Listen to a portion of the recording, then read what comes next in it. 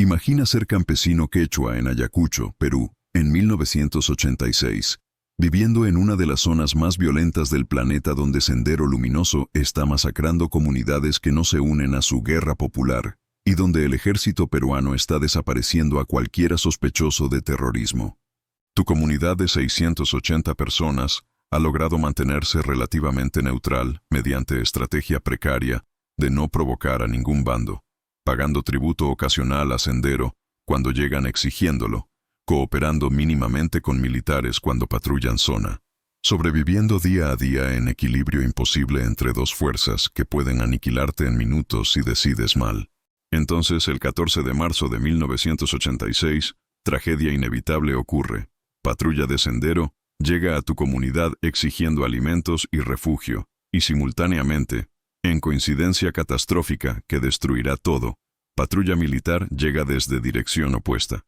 Tiroteo explota entre ambas fuerzas usando tu comunidad como campo de batalla.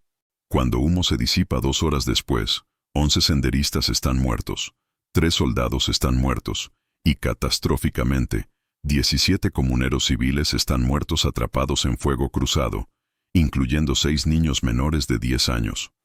Ejército declara victoria.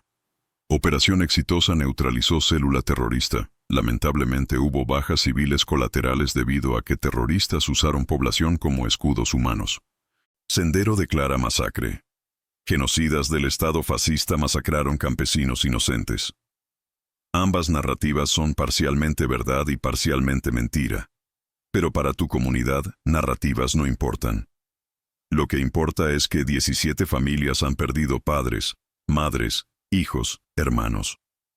Y lo que importa aún más, en twist de pesadilla burocrática que convertirá tragedia en farsa kafkiana, es que 3 días después del tiroteo, oficial de ejército llega con demanda que parece chiste cruel, pero que es completamente seria. Comunidad debe pagar compensación de $45,000 al Estado peruano por muerte de 3 soldados que murieron defendiéndolos de terroristas. Tienen 30 días para pagar, o líderes comunitarios serán arrestados por complicidad con terrorismo, y comunidad será desplazada forzadamente. Es extorsión pura disfrazada como responsabilidad legal, bajo decreto de emergencia, que Ejército interpreta como permitiéndoles cobrar costos de operaciones militares a comunidades donde ocurrieron enfrentamientos.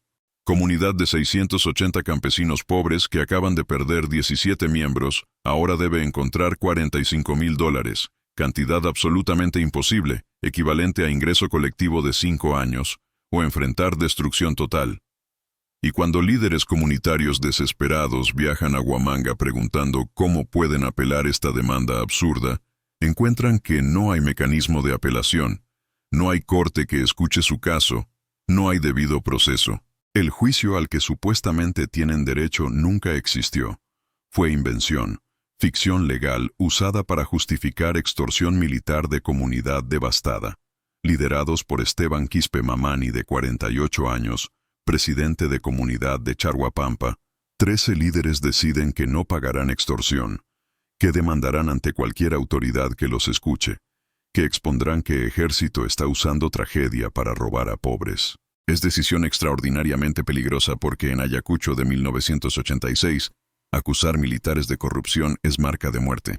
Durante siguientes 18 meses, los 13 enfrentarán campaña brutal de intimidación, extorsión escalada, arrestos falsos bajo acusaciones de terrorismo, torturas diseñadas para quebrar resistencia, y finalmente, cuando queda claro que no cederán, eliminación sistemática. 9 de los 13 serán asesinados o desaparecidos. 3 serán encarcelados durante años bajo cargos fabricados.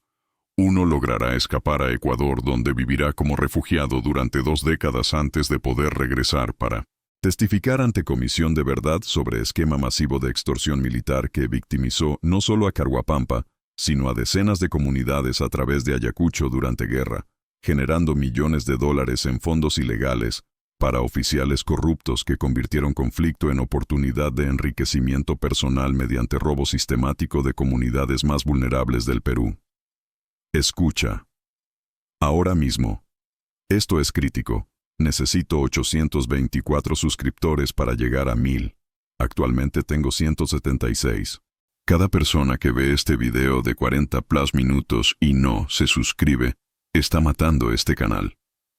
Este contenido que nadie más produce con esta profundidad sobre crímenes de Estado en América Latina, solo puede continuar si me ayudas a monetizar.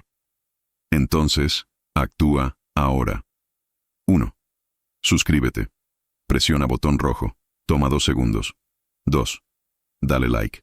Ayuda al algoritmo a mostrar esto. 3. Activa campanita. Recibe próximos videos.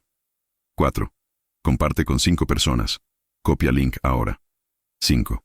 Comenta, justicia para Carguapampa. Aumenta engagement.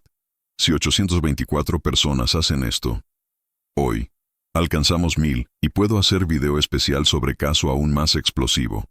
Tu suscripción individual importa. No seas pasivo. Actúa.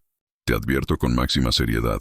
Esta narrativa contiene descripción de extorsión militar sistemática de comunidades devastadas por guerra, tortura y asesinato de líderes que resistieron robo, revelación de esquema masivo de corrupción donde oficiales convirtieron tragedia humana en oportunidad de lucro, y exposición de cómo legalidad puede ser fabricada por poder para justificar crimen. Contiene también frustración kafkiana de víctimas buscando justicia en sistema diseñado deliberadamente para negarla. Si crees que militares siempre actúan con honor o que leyes de emergencia son aplicadas justamente, este video destruirá esa ilusión.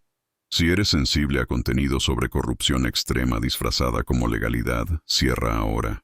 Para quienes se queden, lo que escucharán está documentado en archivos de Comisión de Verdad y Reconciliación del Perú, en testimonios de sobreviviente que escapó a Ecuador, en evidencia de esquema de extorsión que afectó estimadas 40+ comunidades, generando aproximadamente $2 millones en fondos ilegales para oficiales entre 1984 y 1992.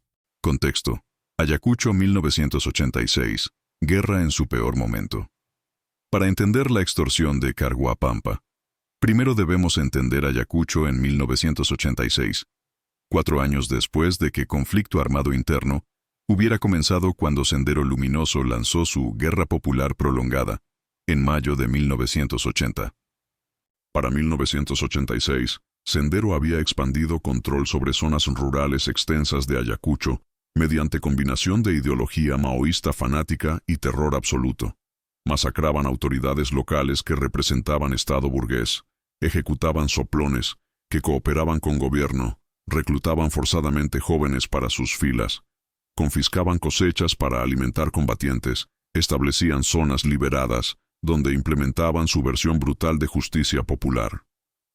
Gobierno peruano bajo presidente Alan García, 1985-1990, había entregado control de Ayacucho a Fuerzas Armadas bajo comando político-militar, declarando estado de emergencia que suspendía garantías constitucionales y que daba a militares autoridad prácticamente ilimitada. Militares operaban con impunidad total.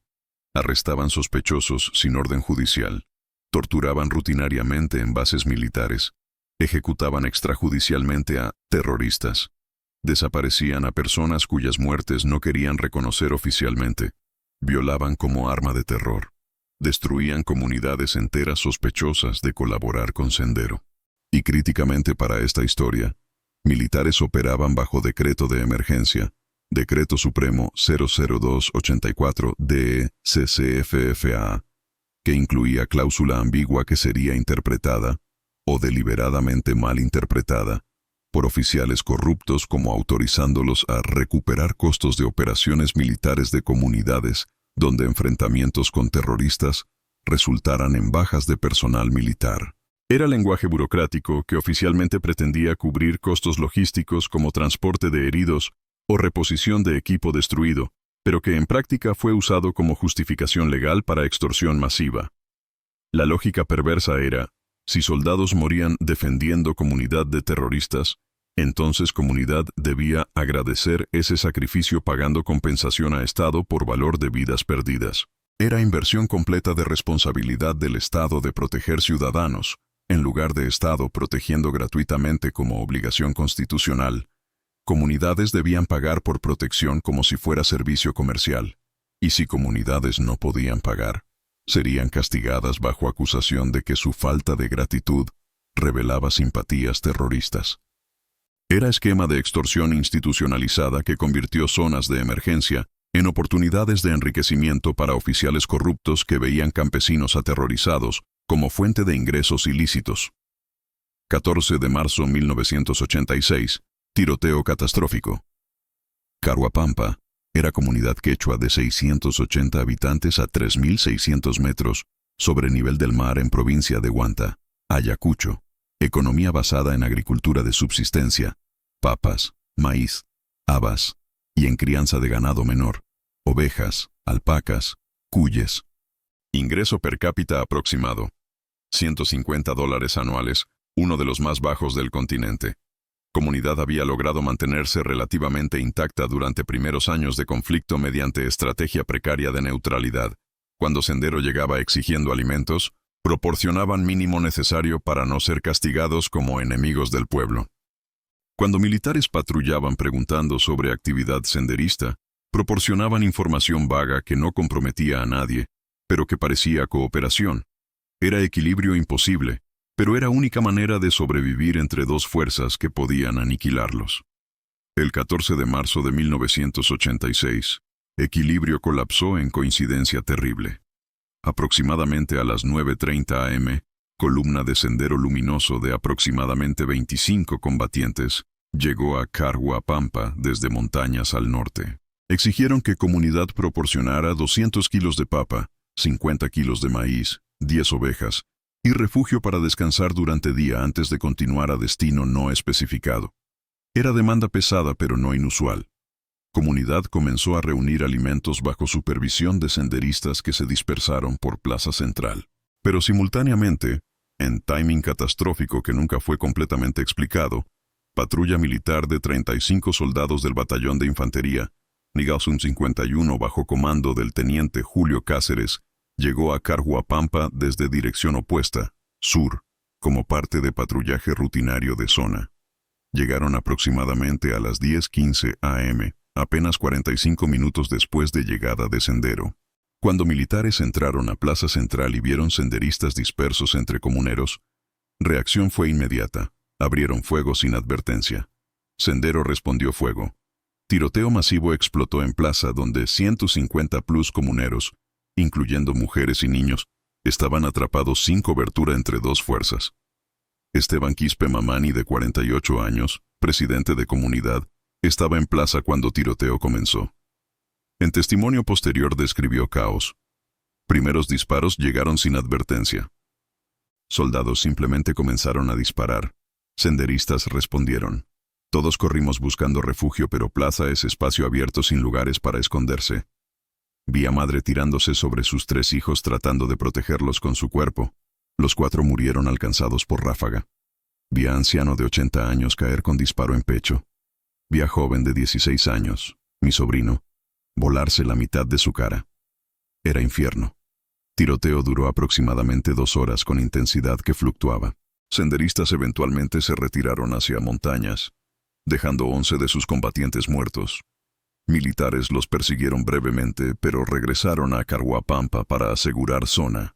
Cuando finalmente terminó, conteo de cuerpos era devastador. Muertos de sendero luminoso, 11 combatientes muertos de ejército, 3 soldados, teniente Cáceres y 2 soldados rasos. Muertos civiles, 17 comuneros incluyendo Juana Caguana, 32 años, y sus 3 hijos, 2, 4, 6 años. Marcelino Guamán, 80 años. Anciano respetado Teodoro Quispe, 16 años. Estudiante Rosa Mamani, 19 años. Embarazada de 7 meses, y otros 10 comuneros entre 8 y 67 años. Además, 23 comuneros heridos, varios críticamente. Comunidad quedó en shock y duelo absoluto. 17 familias habían perdido miembros, pero tragedia apenas comenzaba. 17 de marzo de 1986, llega la extorsión. 3 días después del tiroteo, el 17 de marzo de 1986, capitán Oswaldo Pardo Mendoza llegó a Caruapampa como comandante de batallón enviado para investigar muerte de teniente Cáceres y 2 soldados. Convocó reunión obligatoria de toda comunidad en plaza, la misma plaza donde 3 días antes 17 habían muerto. Pardo era oficial de 42 años. veterano de 5 años de contrainsurgencia en Ayacucho, conocido por agresividad y por corrupción según rumores que circulaban entre comunidades, pero que nadie se atrevía a denunciar oficialmente. Habló a comunidad reunida en español que mayoría apenas entendía, requiriendo traducción a quechua por autoridades locales. 3 héroes de Perú murieron defendiéndolos de terroristas hace 3 días. Teniente Cáceres era padre de 2 hijos que ahora son huérfanos. Soldados Ramos y Silva eran jóvenes de 20 años con familias pobres que dependían de sus salarios. Murieron salvando esta comunidad de ser masacrada completamente por Sendero. Ustedes les deben gratitud eterna. Bajo decreto de emergencia 00284, comunidades donde personal militar muere en operaciones tienen responsabilidad legal de compensar al Estado peruano por costo de esas vidas. Cada vida militar tiene valor establecido de $15,000. 3 vidas, $45,000. Esta comunidad debe pagar esta cantidad en compensación dentro de 30 días. Si no pagan, interpretaremos que esta comunidad es cómplice de terroristas, que causaron muerte de nuestros soldados deliberadamente mediante colaboración con Sendero.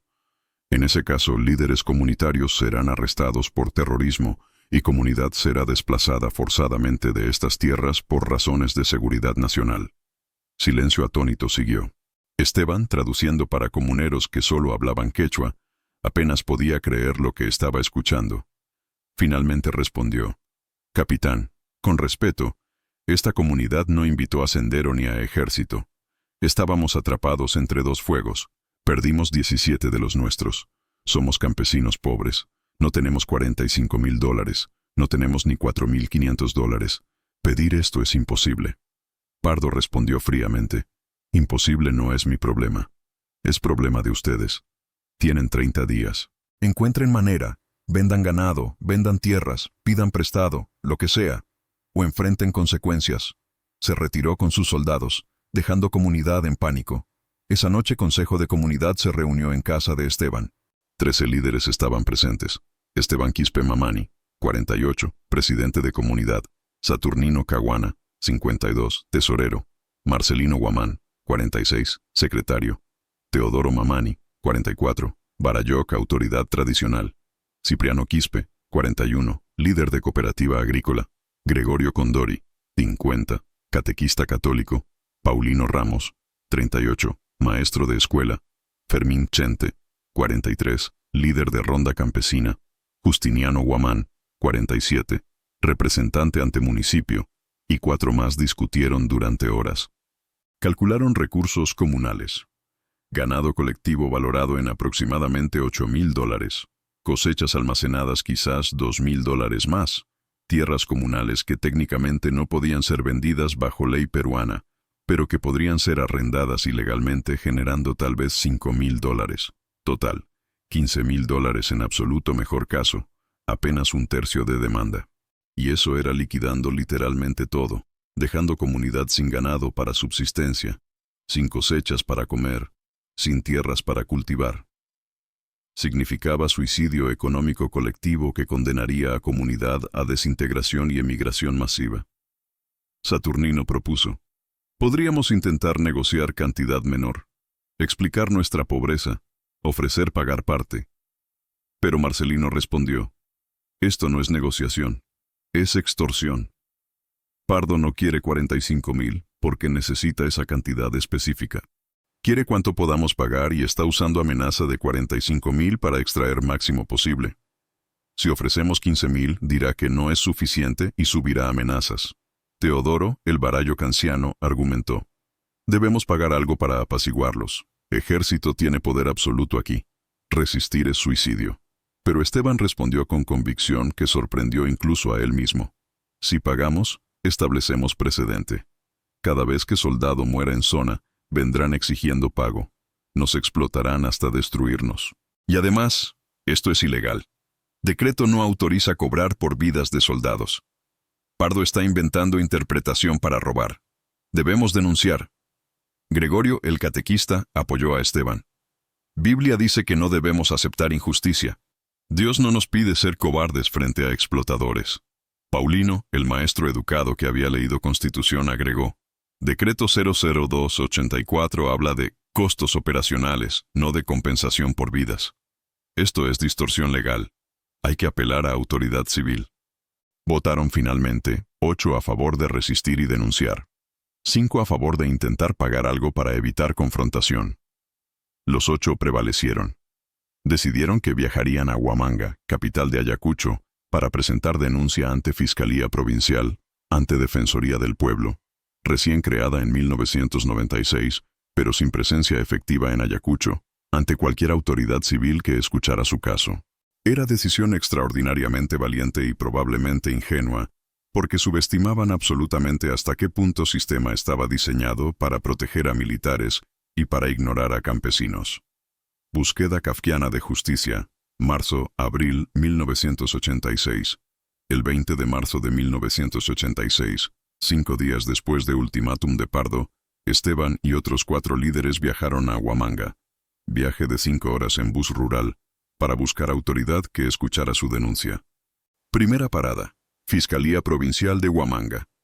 Fiscal Provincial Gustavo Ramírez los recibió brevemente, escuchó su historia y respondió: lamento su situación, pero Fiscalía no tiene jurisdicción sobre acciones de Fuerzas Armadas en zona de emergencia. Bajo decreto vigente, militares operan bajo comando político militar con autoridad autónoma.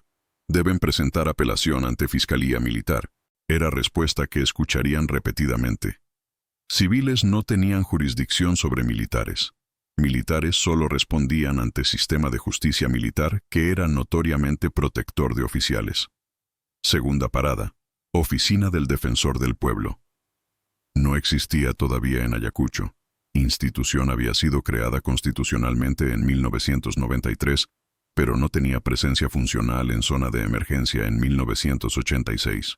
Tercera parada: Comisión de Derechos Humanos, Comicdh, oficina en Huamanga. Abogada Silvia Rojas los recibió con más simpatía, documentó su caso, pero explicó limitaciones. Comicdh no tiene poder legal de detener acciones militares. Podemos documentar abusos, publicar reportes, presionar internacionalmente. Pero en término inmediato de 30 días que Pardo dio, no tenemos mecanismo de protección. Les sugiero que contacten prensa, que hagan caso público, que generen presión mediática que tal vez haga que Pardo retroceda por miedo a escándalo. Cuarta parada: Diario local, La Calle. Periodista Miguel Gutiérrez los entrevistó. Escribió artículo que fue publicado el 23 de marzo. Comunidad de Carhuapampa denuncia extorsión militar. Ejército exige $45,000 por muerte de soldados en enfrentamiento con Sendero. Artículo citaba testimonio de Esteban, explicaba pobreza extrema de comunidad, cuestionaba legalidad de demanda. Pero artículo generó reacción que empeoró situación en lugar de mejorarla. Ejército emitió desmentida oficial el 24 de marzo. Acusaciones de Carhuapampa son difamación maliciosa que revela simpatías terroristas. Comunidad colaboró con Sendero permitiéndoles usar plaza como base, resultando en muerte de 3 héroes militares. Demanda de compensaciones legítima bajo decreto de emergencia. Publicación que difama a Fuerzas Armadas está bajo investigación por apología del terrorismo. Era amenaza tanto contra periodista como contra comunidad. Y mensaje para cualquier otro medio considerando reportar caso. Hacerlo era arriesgarse a ser etiquetado como fachada terrorista. Quinta parada: Fiscalía Militar en Huamanga. Fiscal Militar Coronel Armando Benavides recibió a delegación el 25 de marzo. Escuchó su explicación de que decreto no autorizaba cobrar por vidas de soldados, que cantidad era imposible para comunidad pobre, que querían apelar demanda formalmente. Benavides respondió: Capitán Pardo actuó bajo autoridad legítima interpretando decreto de emergencia. Interpretación de comandantes en zona de operaciones tiene presunción de corrección. Si creen que interpretación es errónea, pueden presentar apelación formal solicitando revisión por tribunal militar. Proceso toma aproximadamente 6 meses. Mientras apelación está pendiente, obligación de pagar está suspendida temporalmente. Era primer rayo de esperanza. Proceso legal existía, pago podía ser suspendido mientras apelación era revisada. Esteban preguntó: ¿cómo presentamos apelación? Benavides explicó: necesitan abogado militar registrado, quien presente documentos formales argumentando por qué demanda debe ser revocada. Costo de abogado y de proceso es aproximadamente $3,000 en honorarios legales. Era Catch 22 kafkiano. Para apelar demanda de $45,000 que no podían pagar, necesitaban pagar $3,000 en honorarios legales que tampoco tenían. Y cuando Esteban preguntó si abogado de oficio estaba disponible para personas sin recursos, Benavides respondió: Sistema de defensores públicos no existe para casos militares. Deben contratar abogado privado. Esteban preguntó finalmente: ¿y si no podemos pagar ni abogado ni demanda? ¿Qué nos pasa? Benavides respondió con franqueza brutal: Capitán Pardo ejecutará consecuencias que advirtió. Arrestará líderes por complicidad terrorista. Comunidad será desplazada. No hay tercera opción. Delegación regresó a Chicarhuapampa el 26 de marzo absolutamente derrotada. Reportaron a comunidad reunida en asamblea: no hay justicia accesible para pobres. No hay mecanismo de apelación que puedan costear. No hay autoridad civil que pueda o quiera protegerlos. Sus opciones eran: 1. Pagar lo imposible. 2. Esperar arresto y desplazamiento. O 3. Resistir activamente sabiendo que consecuencias serían terribles. Resistencia, represalia y revelación. Abril 1986. Decisión de resistir. El 28 de marzo de 1986, 2 días después de que la delegación regresara de Huamanga con noticias devastadoras de que no había justicia accesible para ellos, los 13 líderes de Carhuapampa se reunieron nuevamente en casa de Esteban. La fecha límite del ultimátum de Capitán Pardo era el 16 de abril. Apenas 19 días restantes. Necesitaban tomar decisión definitiva.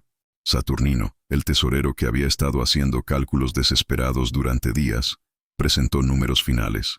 Si vendemos absolutamente todo el ganado comunal, 240 ovejas, 60 alpacas, 18 vacas, y si encontramos compradores dispuestos a pagar precios justos, lo cual es improbable porque todos saben que estamos desesperados, podríamos reunir máximo $9,000. Si vendemos cosechas almacenadas destinadas para alimentación durante año, otros $2,500. Si arrendamos ilegalmente parcelas de tierra comunal a hacendado vecino que ha expresado interés, tal vez $4,000 más. Total absoluto, $15,500. Es todo lo que existe en esta comunidad convertible a efectivo. Era 1/3 de la demanda de Pardo. Y obtener esa cantidad significaba literalmente destruir base económica de comunidad, dejando a 680 personas sin ganado para subsistencia, sin alimentos almacenados para comer, sin tierras para cultivar próxima temporada. Era suicidio económico colectivo que condenaría comunidad a desintegración mediante emigración masiva de familias que no podrían sobrevivir sin estos recursos básicos.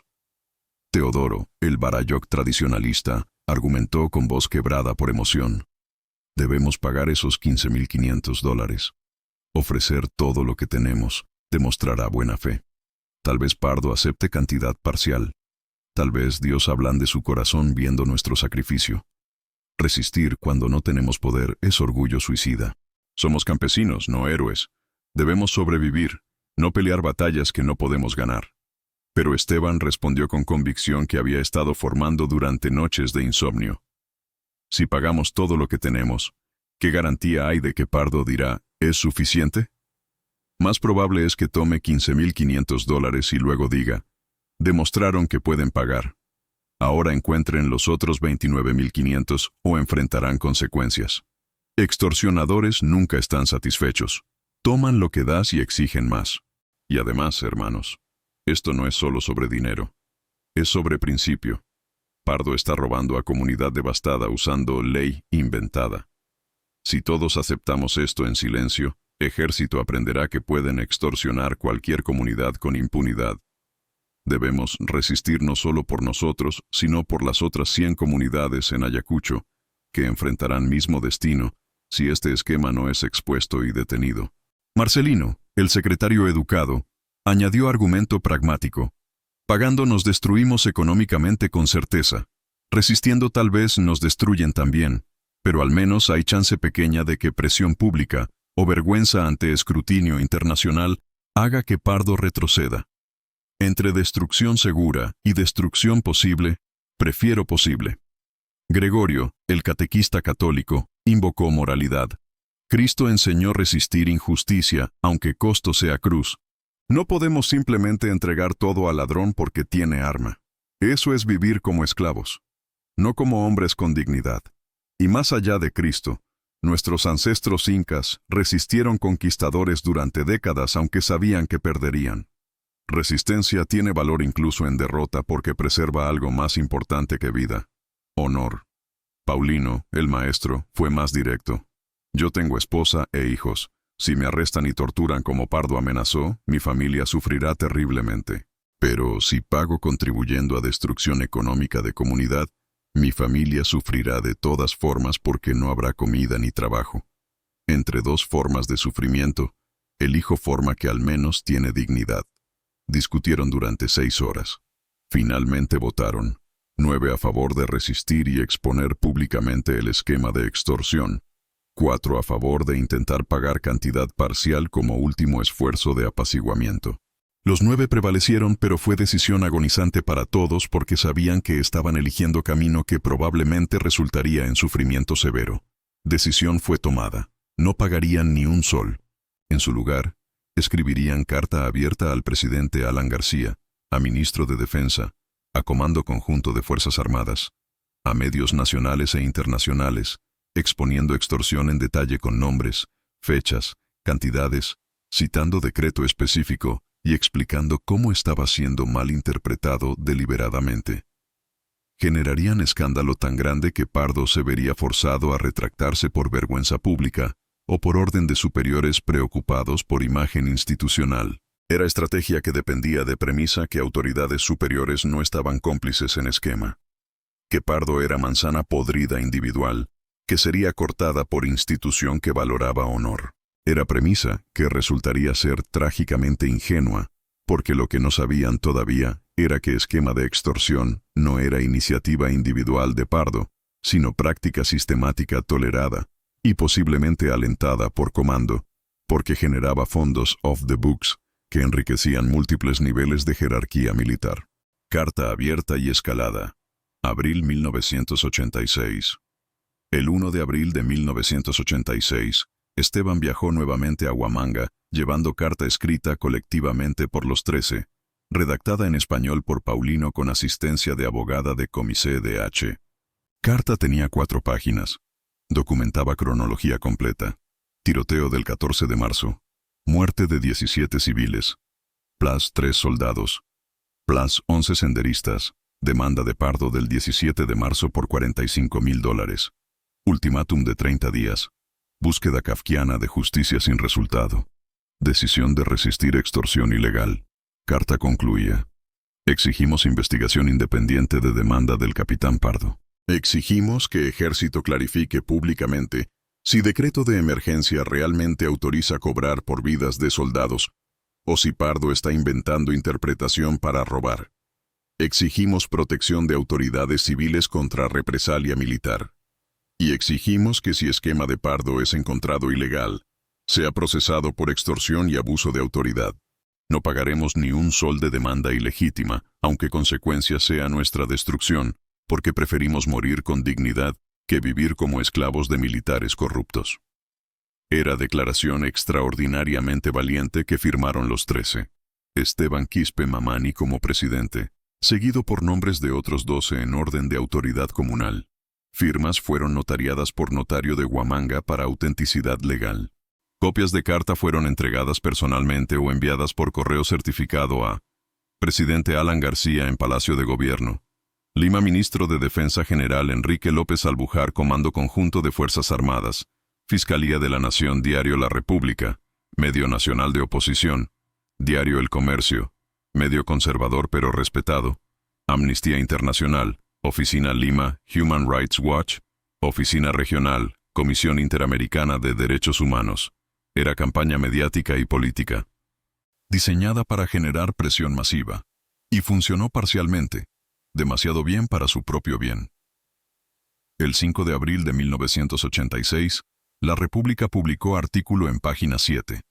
Comunidad campesina denuncia extorsión militar. Capitán exige $45,000 por muertos en enfrentamiento con Sendero. Artículo reproducía secciones extensas de carta. Citaba testimonios de Esteban. Incluía fotografía de los 13 líderes posando frente a plaza de Carhuapampa, donde tiroteo había ocurrido.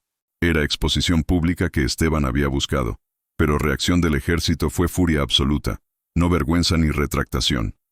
El 7 de abril de 1986, Comando Político Militar de Ayacucho emitió comunicado oficial. Acusaciones publicadas en La República son difamación maliciosa de oficiales heroicos por comunidad que colaboró con terroristas. Durante enfrentamiento del 14 de marzo, comunidad de Carhuapampa proporcionó refugio y alimentos a columna senderista, comportamiento que directamente resultó en muerte de 3 soldados. Demanda de compensación es legítima bajo decreto de emergencia y representa obligación legal, no extorsión. Publicación de acusaciones falsas demuestra que líderes de Carhuapampa son elementos subversivos que serán investigados por apología del terrorismo. Advertimos a medios contra continuar difundiendo propaganda que ayuda a enemigos del Perú. Era contraataque que invertía narrativa. En lugar de militares siendo extorsionadores, ahora comuneros eran colaboradores terroristas difamando héroes. Y amenaza final era clara: esto no terminará bien para los 13. El 10 de abril de 1986, 6 días antes de vencimiento de ultimátum original de 30 días, Capitán Pardo llegó nuevamente a Carhuapampa, acompañado por 50 soldados, fuerza mucho mayor que visita anterior. Convocó reunión obligatoria. Su tono había cambiado dramáticamente de demanda oficial a amenaza de guerra. Leyeron comunicado de comando. Saben ahora que son etiquetados como colaboradores terroristas. Plazo original de 30 días ha expirado según mi calendario. Son 16 de abril. Tienen 0 días restantes.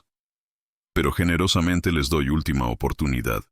Pagan $50,000.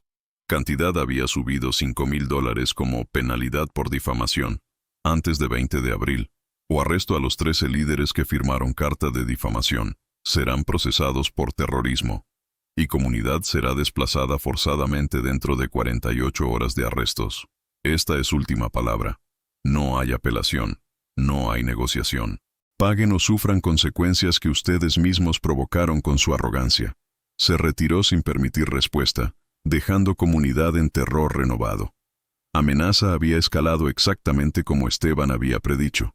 Pardo no retrocedió ante presión pública, sino que la usó como justificación, para aumentar demanda y acelerar cronología. Esa noche, reunión de emergencia de los 13 concluyó que habían perdido apuesta. Resistencia pública había fracasado en generar protección de autoridades superiores.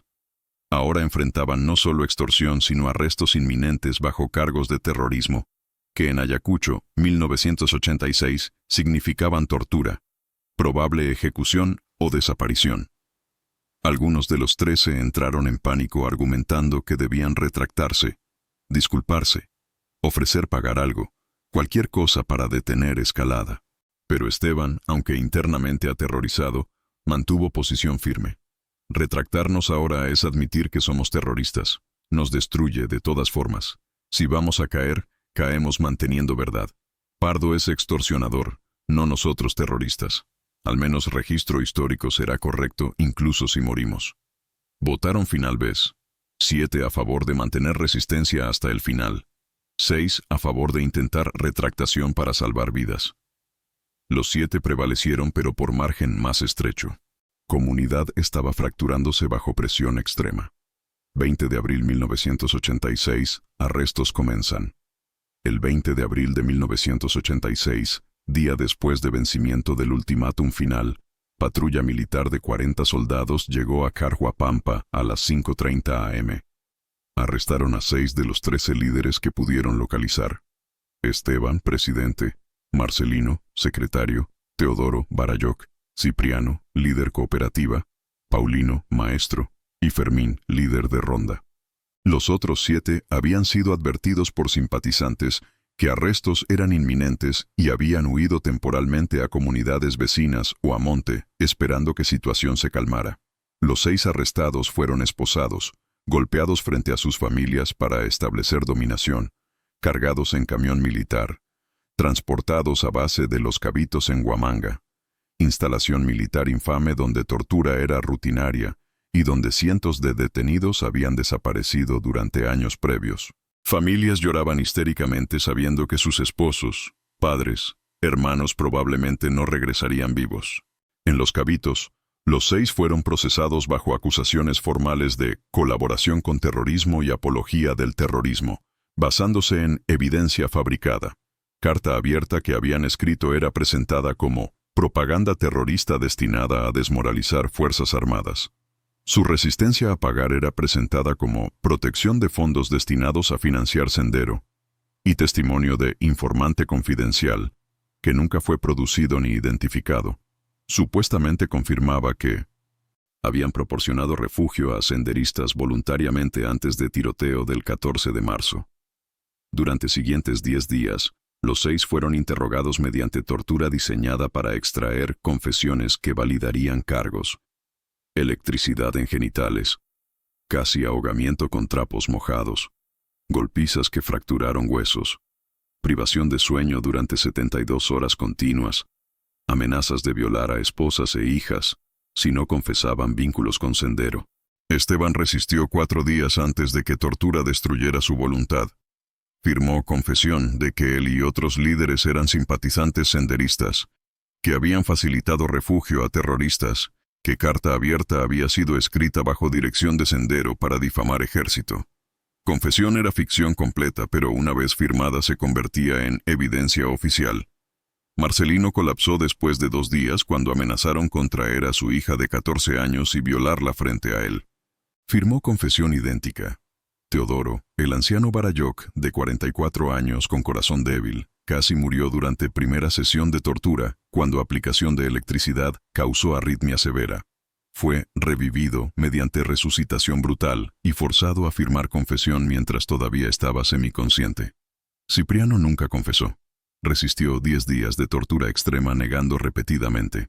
Finalmente, el 30 de abril fue encontrado muerto en su celda. Causa oficial: suicidio por ahorcamiento. Pero autopsia que familia posteriormente exigió mediante abogado de COMI-CDH reveló que Cipriano había sido golpeado hasta muerte, cráneo fracturado, hemorragia interna masiva, costillas rotas perforando pulmones, y que ahorcamiento era staged post-mortem. Cipriano fue asesinado por negarse a confesar. Paulino y Fermín confesaron después de presenciar muerte de Cipriano y entender que alternativa a confesar era muerte. Firmaron declaraciones preescritas admitiendo colaboración terrorista. Con 5 confesiones obtenidas, 4 vivos, plus 1 muerto, Pardo tenía evidencia que necesitaba. Los 5 sobrevivientes fueron transferidos de Los Cabitos a prisión civil de Huamanga, donde esperarían juicio bajo sistema de justicia militar que juzgaba casos de terrorismo. Cipriano fue enterrado en fosa común de desaparecidos oficialmente, aunque su muerte fue registrada. Su familia recibió cuerpo solo después de campaña de COMI-CDH. Mayo-diciembre 1986. Persecución de los otros 7. Los 7 líderes que habían escapado a arrestos iniciales estaban dispersos en comunidades vecinas, viviendo clandestinamente, moviéndose cada pocos días para evitar captura. Pero inteligencia militar los rastreaba sistemáticamente mediante red de informantes y mediante interrogatorios de familiares que permanecían en Carhuapampa. Saturnino Caguana, el tesorero de 52 años, fue localizado el 15 de mayo de 1986 en comunidad de Pacha, a 20 kilómetros de Carhuapampa, donde estaba escondido con primos. Patrulla militar lo arrestó durante redada nocturna. Fue llevado a Los Cabitos. Durante interrogatorio que duró 3 días, Saturnino fue torturado hasta que firmó confesión. Luego, en lugar de ser transferido a prisión civil como los otros 5, simplemente desapareció. Su familia nunca recibió información oficial sobre su paradero. Presentaron habeas corpus que fue ignorado. Saturnino se convirtió en desaparecido oficial. Sus restos fueron encontrados en 2004 durante exhumaciones de fosas comunes en Los Cabitos. Había sido ejecutado de disparo en nuca y enterrado en fosa con otros 23 cuerpos. Gregorio Condori, el catequista de 50 años, fue encontrado el 8 de junio de 1986, escondido en Iglesia Católica de Guanta, donde párroco le había dado refugio. Soldados irrumpieron en iglesia violando tradición de santuario, arrestaron a Gregorio. Párroco protestó que iglesia era espacio sagrado donde militares no debían entrar sin autorización eclesiástica. Fue amenazado con arresto por obstrucción de justicia y quedó silenciado. Gregorio fue torturado durante 5 días, confesó colaboración terrorista, fue transferido a prisión de Huamanga donde se unió a otros 5. Pero durante traslado entre Los Cabitos y prisión civil, vehículo supuestamente fue emboscado por Sendero, según reporte oficial. Gregorio fue encontrado muerto con disparo en nuca. Ejército alegó que senderistas lo ejecutaron por traicionar causa revolucionaria al confesar. Pero evidencia balística que COMI-CDH posteriormente examinó mostró que disparo vino de arma 9 mm estándar militar, no de escopeta o rifle artesanal que Sendero típicamente usaba. Gregorio fue asesinado por militares y muerte fue staged como violencia senderista. Justiniano Guamán, de 47 años, fue capturado el 3 de julio de 1986, cuando intentaba cruzar a zona de Cusco para escapar completamente de Ayacucho. Fue detenido en control militar rutinario. Su identidad fue verificada contra lista de buscados. Fue arrestado. Torturado durante 6 días, confesó. Fue transferido a prisión de Huamanga, uniéndose a grupo de prisioneros de Carhuapampa, que crecía. Justiniano sobreviviría a prisión, pero emergería años después completamente destruido física y psicológicamente. Los 4 líderes restantes, cuyos nombres específicos fueron protegidos en documentos oficiales por razones de seguridad, pero que testimonios identifican parcialmente, como incluyendo 2 miembros de familia Ramos y 2 de familia Quispe. Continuaron evadiendo captura durante meses mediante red de solidaridad de comunidades que los escondían rotacionalmente. Pero 3 de estos 4 eventualmente fueron capturados entre agosto y octubre de 1986. Torturados, confesaron, fueron encarcelados, y 1, posteriormente identificado como Mariano Ramos Quispe de 41 años, logró escapar completamente cruzando a Ecuador en noviembre de 1986, mediante contrabandistas que lo llevaron por senderos de montaña, evitando controles fronterizos. Llegó a Quito donde solicitó asilo político bajo protección de ACNUR. Su solicitud fue aprobada en enero de 1987, basándose en evidencia de persecución política.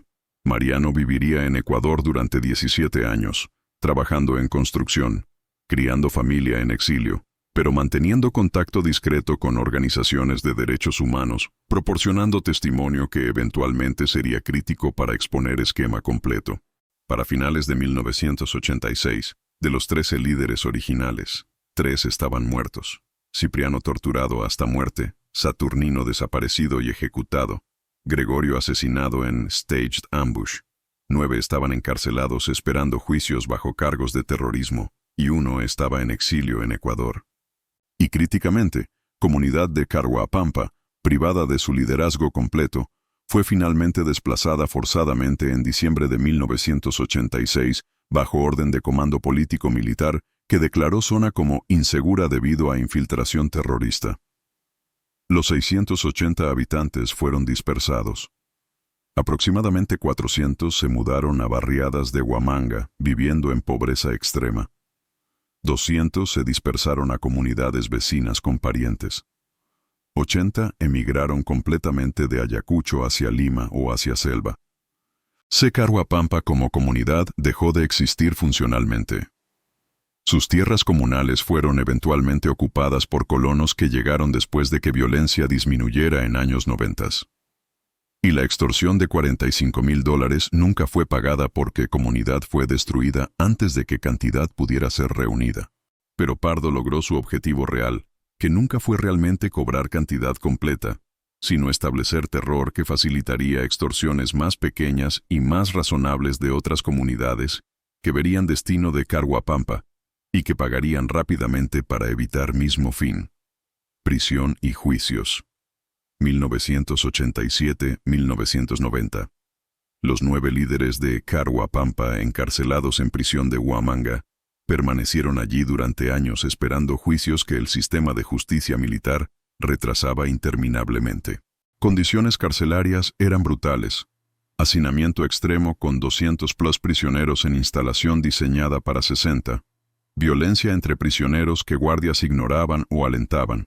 Alimentación insuficiente causando desnutrición. Enfermedad rampante sin atención médica adecuada. Visitas familiares permitidas solo una vez al mes durante 1 hora. Esteban, como líder más visible del grupo, fue particularmente victimizado. Golpeado rutinariamente por guardias, colocado en celdas de aislamiento durante semanas por insubordinación, cuando protestaba condiciones, atacado por otros prisioneros que habían sido informados por guardias que Esteban era terrorista que difamó ejército. Durante 3 años, 1987-1989, los 9 esperaron juicios que nunca llegaban. Legalmente debían ser juzgados dentro de 18 meses de arresto. Pero plazo era rutinariamente ignorado en sistema de justicia militar que operaba sin supervisión civil. Abogados de Comité DH presentaron habeas corpus múltiples exigiendo que fueran juzgados o liberados. Todos fueron denegados por tribunales militares que argumentaban que complejidad de casos requería más tiempo de investigación. Finalmente, en febrero de 1990, casi 4 años después de arrestos, juicios comenzaron. Pero no fueron juicios en sentido convencional. Fueron procedimientos sumarios ante tribunales militares con jueces, que eran oficiales de ejército en servicio activo, que protegían institucional. Defensa era inadecuada. Evidencia presentada contra acusados consistía mayormente de confesiones, extraídas mediante tortura, que tribunales aceptaban como válidas sin cuestionar cómo habían sido obtenidas. Los 9 fueron encontrados culpables de colaboración con terrorismo. Sentencias variaron. Esteban Quispe Mamani, 20 años de prisión como líder principal. Marcelino Guamán, 18 años. Teodoro Mamani, 15 años. Sentencia menor por edad y salud débil. Paulino Ramos, 18 años. Fermín Cente, 15 años. Justiniano Guamán, 15 años. Otros 3. Entre 12 y 15 años cada uno, eran sentencias devastadoras que garantizaban que pasarían mejor parte de sus vidas en prisión por crimen de resistir extorsión ilegal. Pero contexto político de Perú estaba cambiando. Gobierno de Alan García, 1985-1990, colapsó en escándalo de corrupción e hiperinflación. Alberto Fujimori ganó elecciones de 1990 prometiendo mano dura contra terrorismo, pero también contra corrupción. En 1992, Fujimori dio autogolpe disolviendo Congreso y asumiendo poderes dictatoriales. Pero paradójicamente, esto creó espacio para algunas reformas en sistema de justicia.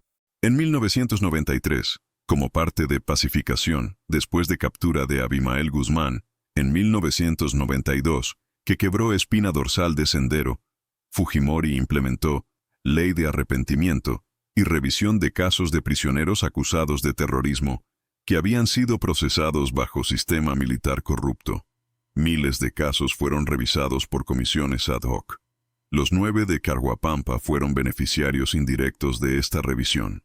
En 1994, después de que abogados de Comité DH presentaron evidencia de que cargos contra ellos habían sido fabricados, de que confesiones habían sido extraídas mediante tortura, de que verdadero crimen había sido resistir extorsión militar, no colaborar con Sendero, casos fueron revisados. En decisión de septiembre de 1994, Comisión Especial concluyó que evidencia contra los 9 era insuficiente y tainted por irregularidades procedimentales y ordenó su liberación inmediata. Habían cumplido 8 años de sentencias que nunca debieron existir. Emergieron de prisión en 1994 como hombres destruidos. Esteban, ahora de 56 años, su salud arruinada por años de golpizas y desnutrición. Teodoro, de 52 años, con problemas cardíacos severos que lo matarían 3 años después en 1997. Los otros similmente dañados física y psicológicamente, sus familias desintegradas porque esposas habían emigrado o se habían vuelto a casar asumiendo que nunca regresarían, sus hijos criados sin padres, sus vidas completamente arruinadas, y comunidad de Carhuapampa a la que regresaban ya no existía como entidad funcional. Plaza donde habían sido líderes estaba abandonada. casas colapsadas o ocupadas por extraños, tierra distribuida entre nuevos colonos. No había lugar al cual regresar realmente. 2001-2003. Comisión de Verdad investiga. En 2001, después de caída de Fujimori y establecimiento de gobierno de transición democrática bajo Valentín Paniagua, Perú finalmente tuvo valor político de confrontar crímenes de su guerra interna. Comisión de Verdad y Reconciliación, CVR, fue establecida con mandato de investigar violaciones de derechos humanos durante conflicto de 1980-2000. CVR tenía equipo de 500+ investigadores, presupuesto de millones de dólares, acceso a archivos militares desclasificados, autoridad de citar testigos. Durante 3 años, 2001-2003, investigaron miles de casos documentando 69.280 muertes durante conflicto. Uno de casos que CVR investigó fue esquema de extorsión militar en Ayacucho. Investigadores habían escuchado rumores durante años de que militares cobraban compensación a comunidades donde soldados morían, pero evidencia había sido suprimida. Ahora, con acceso a archivos y con protección para testigos, verdad comenzó a emerger. CVR contactó a Mariano Ramos Quispe, el único de los 13 que había escapado a Ecuador en 1986 y que seguía vivo y libre. Mariano había vivido 15 años en Quito, trabajando en construcción, criando familia, pero manteniendo contacto con organizaciones de derechos humanos, esperando día cuando pudiera testificar. Cuando CVR lo contactó en octubre de 2001, Mariano vio oportunidad que había esperado durante 15 años. Regresó a Perú en noviembre de 2001 bajo protección de CVR, dio testimonio extenso grabado en video durante 3 días, describiendo cronología completa. Tiroteo del 14 de marzo de 1986, demanda de Pardo por $45.000, búsqueda kafkiana de justicia, decisión de resistir, carta abierta, escalada de amenazas, arrestos, torturas, muertes, desapariciones, encarcelamientos, destrucción de comunidad. Proporcionó copia de carta abierta original que había guardado durante 15 años. Nombres de los 13, detalles de cada uno. CVR luego localizó a 8 de los 9 sobrevivientes que habían sido liberados de prisión en 1994. Uno había muerto en 1997. Entrevistó a cada uno separadamente. Testimonios fueron consistentes en todos los detalles esenciales, confirmando versión de Mariano. CVR también investigó registros militares y descubrió patrón devastador. Carhuapampa no era caso aislado. Entre 1984 y 1992, al menos 43 comunidades diferentes en Ayacucho, Huancavelica y Apurímac habían sido objeto de demandas similares de compensación por soldados muertos, después de enfrentamientos entre ejército y sendero. Cantidades variaban entre $10.000 y $80.000 dependiendo de número de soldados muertos y de riqueza percibida de comunidad. Total estimado extorsionado: $2.1 millones durante 8 años. Y críticamente, CVR descubrió documentos internos mostrando que esquema no era iniciativa rogue de oficiales individuales, sino práctica sistemática que era conocida y tolerada, posiblemente alentada, por niveles superiores de comando porque generaba fondos off the books que no aparecían en presupuestos oficiales y que podían ser distribuidos como bonos no oficiales a oficiales o usados para gastos no autorizados. CVR también localizó a ex capitán Oswaldo Pardo Mendoza, quien había iniciado extorsión de Carhuapampa en 1986 y quien ahora en 2002 era general retirado de 58 años viviendo cómodamente en Lima con pensión militar generosa. Pardo fue citado para testificar ante CVR. Inicialmente negó todo. No extorsioné a nadie. Demanda de compensación era legítima bajo decreto de emergencia. Comunidad colaboró con terroristas y fue castigada apropiadamente.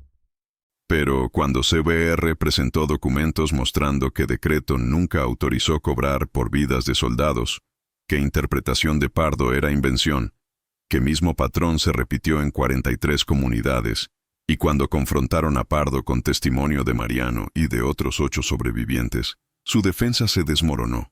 En sesión privada grabada en video el 15 de marzo de 2003, Pardo finalmente admitió parcialmente: decreto era ambiguo. Superiores nos dijeron informalmente que podíamos recuperar costos de operaciones. Interpretamos eso como incluyendo compensación por personal perdido. Sí, presionamos comunidades a pagar. Sí, usamos amenazas. Pero no inventé esto solo. Era práctica común que todos hacían. Y dinero no fue solo para mí. Fue distribuido a múltiples niveles. Si me procesan a mí, deberían procesar a docenas de otros oficiales que hicieron mismo. Era confesión parcial de culpabilidad mezclada con defensa de estaba siguiendo órdenes, y todos lo hacían. Pero fue suficiente para CBR para concluir que esquema era real, era sistemático y era criminal. Informe final CBR, agosto 2003. El 28 de agosto de 2003, CBR presentó informe final de 8.000 plus páginas. Sección sobre extorsión militar en tomo sexto, páginas 412-478, concluyó. Entre 1984 y 1992, Fuerzas Armadas operando en zonas de emergencia implementaron esquema sistemático de extorsión de comunidades campesinas mediante demandas de compensación por soldados muertos en enfrentamientos. Esquema afectó mínimo 43 comunidades documentadas. Generó aproximadamente 2,1 millones de dólares en fondos ilegales y resultó en destrucción económica y social de comunidades que resistieron o que no pudieron pagar. Caso de Carhuapampa es ejemplar. Después de tiroteo entre Sendero y Ejército que mató 17 civiles, plus 3 soldados, Capitán Oswaldo Pardo extorsionó comunidad por $45,000 bajo amenaza de arrestos y desplazamiento. Cuando 13 líderes resistieron y expusieron públicamente esquema, fueron perseguidos brutalmente. 3 asesinados, 9 encarcelados durante años bajo cargos fabricados de terrorismo, 1 forzado a exilio. Comunidad fue destruida mediante desplazamiento forzado. Esquema no era iniciativa individual sino práctica tolerada por comando que generaba fondos off the books distribuidos a múltiples oficiales. Decreto de emergencia fue mal interpretado deliberadamente como autorizando extorsión. Comunidades empobrecidas fueron victimizadas doblemente. Primero por violencia de conflicto, luego por corrupción de militares que supuestamente los protegían. CBR recomienda 1. Prosecución criminal de oficiales responsables por extorsión, tortura, ejecuciones, desapariciones. 2. Compensación económica a comunidades victimizadas y a familias de líderes asesinados o encarcelados. 3. Reforma de regulaciones militares para prevenir abuso de decretos de emergencia. 4. Disculpa pública del Estado a víctimas. Informe causó escándalo en sectores militares que argumentaban que CBR estaba criminalizando guerra justa contra terrorismo. Pero evidencia era tan sólida que negación era insostenible. Exgeneral Pardo fue arrestado en septiembre de 2003, bajo cargos de extorsión agravada, abuso de autoridad y obstrucción de justicia. Fue juzgado en 2005. Su defensa argumentó que había actuado bajo interpretación razonable de decreto ambiguo, que superiores habían autorizado práctica implícitamente, que no tenía mens rea, intención criminal, porque creía genuinamente que era legal. Pero Fiscalía demostró que Pardo sabía que interpretación era falsa, porque decreto era claro en limitar costos a gastos logísticos, no a valor de vidas, que amenazas de arrestar líderes como terroristas revelaban conocimiento de ilegalidad, que enriquecimiento personal. Investigación reveló que Pardo había depositado aproximadamente $180,000 en cuenta bancaria durante periodo 1985-1992, cantidad inexplicable con salario militar, demostraba motivación criminal. Pardo fue condenado en noviembre de 2005 a 18 años de prisión por extorsión, 8 años adicionales por tortura, total 26 años. Tenía 61 años en sentencia. Cumplió 12 años antes de morir en prisión en 2017, a los 73 años de cáncer de hígado. Otros 11 oficiales que participaron en esquema fueron también procesados entre 2004 y 2008, recibiendo sentencias entre 8 y 15 años. Pero de aproximadamente 50-60 oficiales estimados que participaron en alguna capacidad, mayoría escapó prosecución por muerte, por falta de evidencia directa, o por deals donde testificaron contra superiores a cambio de inmunidad. Compensación y memoria. 2006-2010. Familias de 3 líderes asesinados: Cipriano, Saturnino, Gregorio. Recibieron compensación del Estado peruano en 2006, 100.000 soles por familia, aproximadamente $30.000, cantidad que parecía significativa pero que no compensaba décadas de trauma ni devolvía padres, esposos, hermanos. Los 9 sobrevivientes que habían sido encarcelados falsamente recibieron compensación en 2007, 120.000 soles cada uno, aproximadamente $35.000, más pensión vitalicia de 600 soles mensuales en reconocimiento de años robados y de daño permanente a salud. Comunidad de Caruapampa recibió 800.000 soles, aproximadamente $240.000, en 2008 para reconstrucción. Fondos fueron usados para reconstruir Plaza Central, escuela, posta médica y para titular tierras que habían sido ocupadas ilegalmente durante años de abandono. Pero población nunca regresó a nivel pre-1986. En 2010 había solo 180 habitantes, comparado con 680 en 1986, pérdida permanente de 73%. Y otras 42 comunidades que CBR documentó como víctimas de extorsión similar, recibieron compensaciones colectivas entre 2007 y 2010.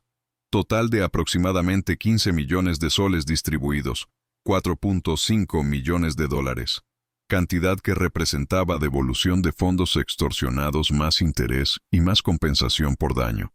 El 14 de marzo de 2010, exactamente 24 años después de tiroteo que inició tragedia, memorial fue inaugurado en Caruapampa.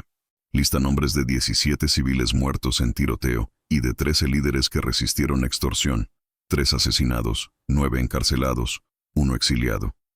Inscripción dice, 14 de marzo 1986, 17 inocentes murieron atrapados en fuego cruzado. Abril 1986, 13 líderes resistieron extorsión militar ilegal. 3 pagaron con sus vidas. 9 pagaron con años en prisión. 1 pagó con 17 años de exilio. Que su coraje nos recuerde que resistir corrupción tiene costo terrible, pero que aceptar corrupción tiene costo peor. Pérdida de dignidad y de alma. No fueron terroristas. Fueron héroes que dijeron no a ladrones con uniforme. Esteban Quispe Mamani, el presidente que había liderado resistencia, vivió para ver memorial inaugurado. Tenía 72 años. Su salud destruida por 8 años de prisión brutal, pero estaba presente en ceremonia. En discurso que dio con voz débil pero firme dijo, perdimos todo, perdimos 3 compañeros asesinados, perdimos 9 años de nuestras vidas en prisión, perdimos nuestra comunidad que fue dispersada, perdimos familias que se desintegraron, pero no perdimos dignidad, no pagamos ni un solo extorsionador. Y eventualmente verdad emergió, Pardo fue a prisión, Esquema fue expuesto. Fue victoria amarga porque costo fue inmenso. Pero fue victoria. Y tal vez, solo tal vez, nuestro sacrificio previno que Esquema continuara victimizando otras 100 comunidades. Si es así, valió pena. Esteban murió 2 años después en 2012 a los 74 años. Funeral fue asistido por cientos incluyendo representante del presidente Ollanta Humala que presentó disculpa oficial póstuma del Estado peruano. Mariano Ramos, el que había escapado a Ecuador, regresó permanentemente a Perú en 2005 después de casi 20 años de exilio. Vivió resto de vida en Lima, trabajando con organizaciones de derechos humanos, dando testimonio en escuelas sobre costo de resistir corrupción, escribiendo memorias que fueron publicadas en 2015. Murió en 2019 a los 74 años, último de los 13 en morir. Lección final y llamado urgente. Historia de Caruapampa revela verdad devastadora sobre cómo legalidad puede ser arma de opresión cuando poder controla interpretación de leyes. Decreto de emergencia que pretendía facilitar operaciones militares contra terrorismo fue distorsionado deliberadamente por oficiales corruptos para justificar extorsión masiva de comunidades más vulnerables de Perú. Juicio, que comunidad supuestamente tenía derecho a apelar, nunca existió excepto como ficción para dar apariencia de legitimidad a robo. Y cuando víctimas resistieron, cuando 13 campesinos pobres dijeron, no pagaremos extorsión ilegal, fueron destruidos brutalmente, 3 asesinados, 9 encarcelados durante años, 1 exiliado durante décadas, comunidad entera desplazada. Era castigo diseñado no solo para silenciar a Caruapampa, sino para aterrorizar a otras 100 comunidades que consideraran resistir esquema similar. Patrón se repite en cada contexto donde poder es absoluto y donde ley es maleable. Colombia. Paramilitares extorsionando comunidades por protección, bajo lógica similar. México. Ejército cobrando cuotas a comunidades durante guerra contra narco Guatemala. Militares durante guerra civil apropiándose propiedades de subversivos. El Salvador. Esquemas similares durante conflicto de los 80s. Cuando guerra crea vacío de legalidad y cuando militares operan sin supervisión civil, corrupción es inevitable, porque tentación de explotar vulnerables es irresistible para oficiales que pueden fabricar legalidad que justifica robo. Ahora mi último llamado desesperado. He escrito 5.000 palabras. He documentado uno de esquemas de corrupción militar más sistemáticos de guerra peruana. He contado destino de 13 héroes que pagaron todo por resistir extorsión. Tengo 176 suscriptores. Necesito 824 más para llegar a 1000. Has visto 40+ minutos de contenido que nadie más produce con esta profundidad. Si valoras esto, demuéstralo. Suscríbete. Botón rojo ahora. 2 segundos. Dale like. Ayuda algoritmo comparte. 5 personas mínimo. Comenta los 13 nombres.